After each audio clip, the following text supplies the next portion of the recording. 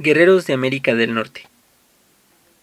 Hoy día tenemos una imagen general de los pueblos nativos de los actuales Estados Unidos y Canadá, pero no deja de ignorarse la gran diversidad cultural que en realidad contienen.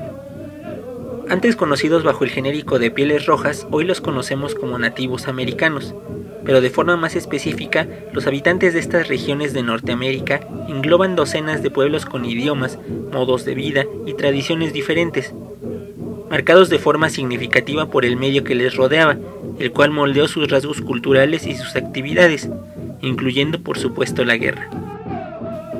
Zonas culturales. Como decíamos, los modos de vida de los diferentes pueblos del subcontinente norteamericano cambiaban de acuerdo al medio natural donde debían habitar. Al menos son reconocibles grandes regiones culturales como las siguientes: la región ártica, la subártica, los bosques orientales, las grandes llanuras, la región sureste, el desierto del suroeste, la meseta, la costa del Pacífico Norte y la región de California. Bosques orientales. La zona entre los Grandes Lagos y la costa del Atlántico de los actuales Estados Unidos y Canadá estaba cubierta de densos bosques. La región era fértil para la agricultura, apenas poco menos que en las márgenes del Mississippi. Entre estos pueblos los más célebres en la zona de los Grandes Lagos fueron los Hurones, Montañé, Abnaki, Ojibwa, Ottawa y los Iroqueses, que en realidad eran una confederación de 6 naciones distintas. Al sur vivían los Mohicanos, Delaware, Lenape, Wampanoag, Powhatan, entre muchos otros. La región era fértil para la agricultura, apenas poco menos que en las márgenes del Mississippi. Los agricultores habitaban en pueblos protegidos por empalizadas, en casas de gran tamaño hechas de corteza. A estos pueblos les correspondía el contacto con la colonización inglesa y francesa, y tomaron parte activa en la lucha por el dominio del este norteamericano entre ambas potencias. También se piensa que fueron parte de estas culturas los nativos que rechazaron la colonización vikinga en la zona de Labrador y Terranova. En ocasiones los combates se pactaban para resolver disputas entre las tribus de una misma nación, pero la guerra entre naciones adversarias por ofensas o por el control de recursos o territorios era sumamente violenta. Para acrecentar su poder militar, las naciones se aliaban con otras con las que tenían afinidad. Así surgían los concilios, que los europeos denominaron como ligas o confederaciones, que es lo que efectivamente eran. Las 6 naciones iroquesas formaban una confederación. Los Ottawas, Ojibwais y Potawatomis formaban otra, enfrentada a los iroqueses, etc. Incluso tras un siglo de colonización europea en la región, algunas de estas ligas eran muy poderosas. Los iroqueses, aliados de los ingleses, contaban con unos 10.000 guerreros a principios del siglo XVIII. En lo militar, lo más notorio de esta región fue que los espesos bosques eran propicios para combatir a muy corta distancia y de forma muy individual, por la falta de espacio para grandes unidades cohesionadas. Para el combate cercano se empleaban mazos de cabeza redondeada, hachas, bastones de guerra y muy ocasionalmente lanzas cortas. Para luchar a distancia se usaban arcos largos, tanto como la altura de quienes los usaban.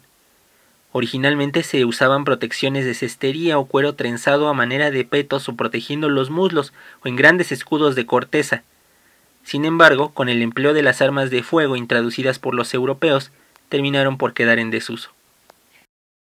La introducción de las armas de fuego cambió de forma importante las tácticas de los guerreros norteamericanos durante el siglo XVII. Las protecciones de cuero y corteza desaparecieron por obsoletas, favoreciendo la movilidad del combatiente, que era necesaria para evitar ser derribado.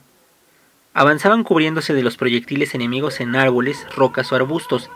Acortaban la distancia, evitando el fuego enemigo hasta que podían entablar combate cuerpo a cuerpo con cuchillos, hachas y mazas. Esta táctica era más parecida a la de los soldados modernos, que combaten protegiéndose de los disparos en vez de exponerse a ellos en formación cerrada, como las que acostumbraban los europeos de los siglos XVII y XVIII. En las guerras en América, mientras las disciplinadas formaciones inglesas y francesas no podían maniobrar correctamente en el terreno agreste, las tácticas de guerra india, como las llamaban ellos, resultaron devastadoras. Muchas de estas naciones veían a los colonos ingleses como una amenaza, puesto que la corona británica nunca reguló el flujo de inmigración hacia sus colonias. La mayoría eran granjeros y buscaban nuevas tierras para cultivar, aún a costa del despojo a los territorios de las naciones nativas, especialmente si no eran aliadas de Inglaterra. De ahí que muchas de estas naciones apoyaran a Francia en sus guerras contra los británicos, como las guerras del Castor y la Guerra de los 7 años, que los ingleses llamaron Guerra Franco-India, porque prácticamente todas las naciones originarias de la región, exceptuando claro a los iroqueses, estaban del lado de Francia.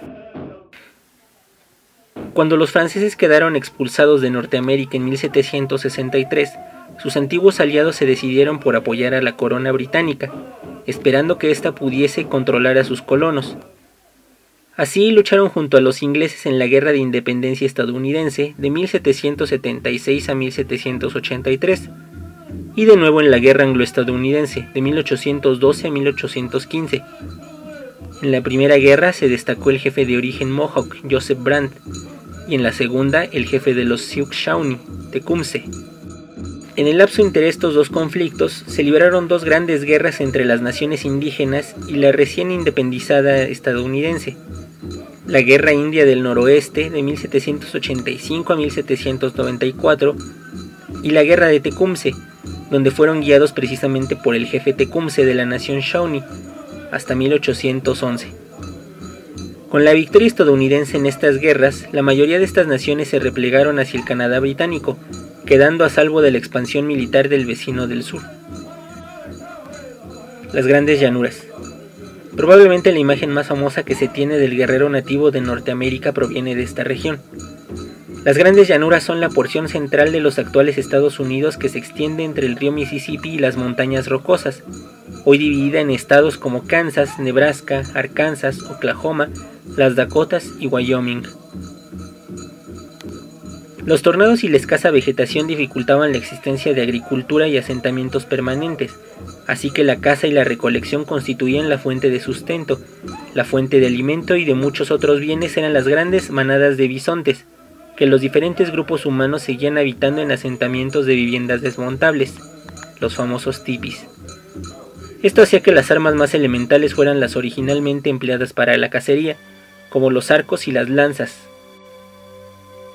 Sin embargo, una transformación decisiva tuvo lugar cuando el caballo fue introducido por diversas expediciones españolas hacia fines del siglo XVI y principios del XVII. El caballo encajó a la perfección en las Grandes Llanuras. Sus habitantes lo adoptaron como transporte, como herramienta de cacería y como arma de guerra. En poco tiempo se convirtieron en magníficos jinetes y lograron reequilibrar una lucha donde al principio estaban en completa desventaja, evitando la dominación española, cuya frontera se estableció al sur de la región. Los pueblos que se englobarían en esta auténtica cultura del caballo incluían a los Cheyenne, Arapaho, Shoshone, Pawnee, Crow, Arikara, Ponca, Omaha, Pies Negros, Flatheads, Nez Percés, todos con diferentes orígenes y lenguas de diferentes raíces, aunque existían ciertas tradiciones y costumbres similares. Hacia la primera mitad del siglo XVII fue expulsado de los bosques canadienses un numeroso grupo, que en poco tiempo se volvió el más fuerte de todos en las llanuras. Estos eran los Lakota, conocidos por los europeos como Sioux. Por otra parte, la alianza de los franceses con los Pawnee, Wichita y Comanche aumentó la fuerza de estas naciones, que obligaron a sus vecinos los apaches a desplazarse hacia el suroeste, hacia el desierto, entrando todos ellos en conflicto con las fronteras españolas. Lo que se desprende de las armas empleadas en esta región es que a pie se favorecía el combate cercano, pero a caballo el arco se convirtió en el arma favorita junto a la lanza, lo que llevaba a estos combatientes a librar guerras donde la velocidad era fundamental. Quienes no poseían una montura luchaban con masas similares a las empleadas en los bosques, y con hachas primero de piedra y luego de metal. Luego, las armas de fuego como carabinas y pistolas tomaron su lugar junto a los arcos, sin hacerlos desaparecer. Tampoco desaparecieron los escudos, útiles para esquivar lanzazos y golpes de sable.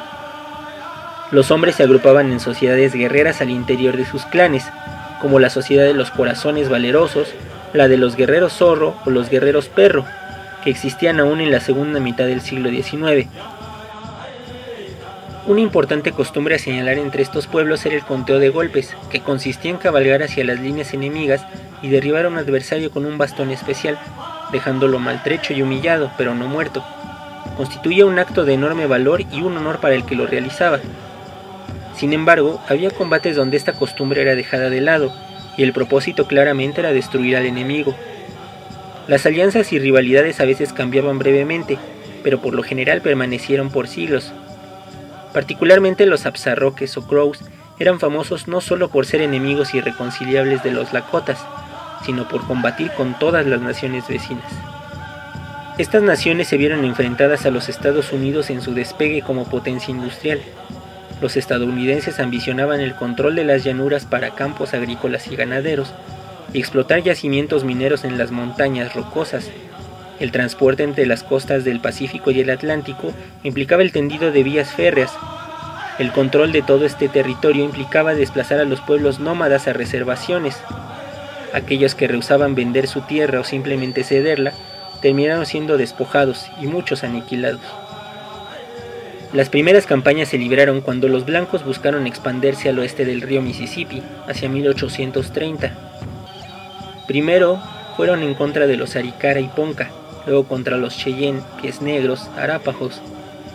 La última gran contienda probablemente fue la más famosa, la llamada Gran Guerra Sioux de 1870, donde la resistencia de los Lakota y sus aliados Cheyenne y Arápajo, dirigidos por Gall, Caballo Loco y Toro Sentado entre muchos otros jefes, consiguieron las últimas victorias de la resistencia indígena en las batallas de Rosewood y Little Bighorn.